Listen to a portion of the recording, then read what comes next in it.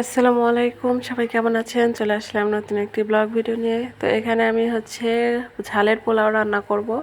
তো এখানে আমি সব ধরনের বাটা কষাও করে নিয়েছি। এখানে গরম মশলা বাটা, আদা রসুন জিরা সবগুলো বাটা একবারে বেটে নিয়েছি।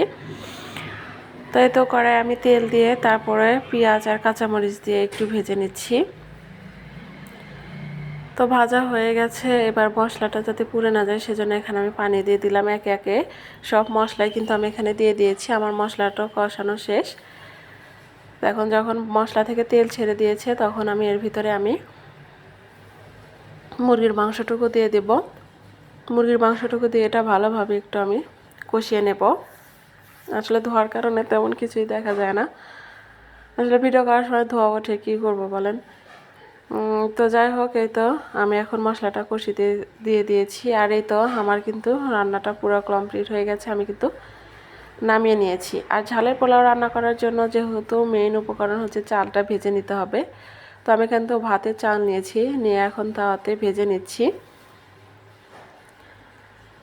তো ভাজা হয়ে গেলে আমি এটা কিন্তু পানির ভিতরে দিয়ে দেব।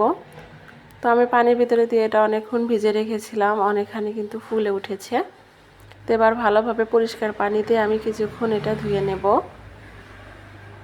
তো আমি কিন্তু চালটা ধুয়ে নিয়েছি, এখন আমি এই খিচুড়িটা রান্না করব, ঝালের পোলাও আর কি। তো এখানে আমি পেঁয়াজ কাঁচামরিচ আর গরম মশলা দিয়ে দিয়েছি, দিয়ে এখন আমি তেলের ভিতরে একটু ভেজে নেব।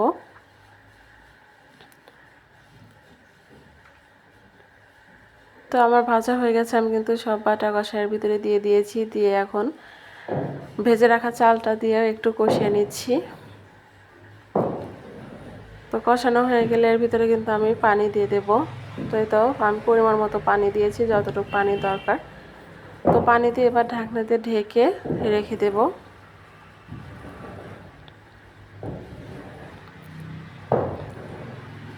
তো দেখুন পানি কিন্তু অনেকখানি শুকিয়ে এসেছে। আর এখন এই পর্যায়ে আমি দিয়ে দিচ্ছি আগে থেকে রান্না করে রাখা মুরগির মাংস। তো মুরগির মাংসটুকু ঢেলে দিয়ে আমি ভালোভাবে দমে রেখে দেব। তো এই তো তৈরি হয়ে গেল আমার ঝালের পোলাও। তো কেমন হয়েছে অবশ্যই কমেন্টস করে জানাবেন। আর আপনাদের কাছে একটাই রিকোয়েস্ট, প্লিজ আমার চ্যানেলটিকে সাবস্ক্রাইব করে পাশে থাকবেন। ভালো লাগলে অবশ্যই লাইক কমেন্ট অ্যান্ড শেয়ার করবেন। আজকের ভিডিওটি এই পর্যন্তই। অবশ্যই কমেন্টস করে জানাবেন, আর যারা যারা ঝালের পোলাও খেয়েছেন তারাও জানাবেন। ধন্যবাদ।